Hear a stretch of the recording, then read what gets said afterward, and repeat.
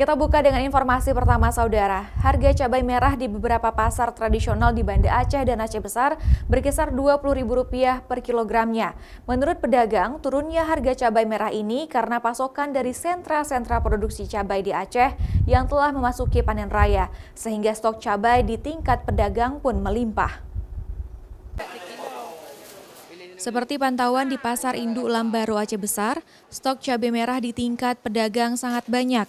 Menurut pedagang, stok cabai merah tersebut karena beberapa sentra cabai di Aceh seperti Lam Teba Aceh Besar, Sigli dan beberapa daerah serta desa-desa yang mempunyai sentra tanaman cabai telah panen sehingga stok cabai merah pun melimpah. Harganya turun hingga Rp20.000 per kilogramnya. Demikian juga dengan harga jenis cabai lainnya, seperti cabai hijau Rp15.000 per kilogram dan cabai rawit Rp28.000 per kilogram. Menurut salah satu pedagang bumbu dapur di Pasar Induk Lambaro, Ikram, harga cabai tersebut diprediksi akan tetap stabil karena stok cabai yang melimpah hingga akhir tahun nanti. Ya lumayan lah, Maulid ramai lah orang Kanuri. Tapi harga 20 murah.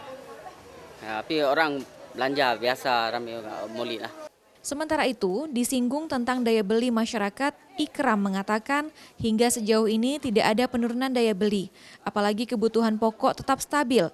Ditambah lagi dengan masih lamanya perayaan Maulid di Aceh, sehingga kebutuhan warga berbelanja kebutuhan bumbu dapur dan kebutuhan pokok lainnya untuk kebutuhan Maulid juga masih tinggi. Mustajab, Kompas TV, Aceh Besar.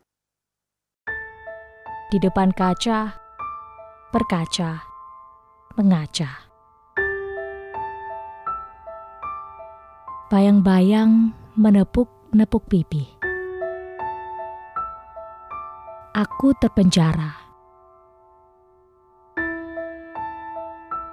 terbelenggu, dan tersiksa oleh penyakit ini. Aku bagaikan sampah yang terbuang dari tempatnya.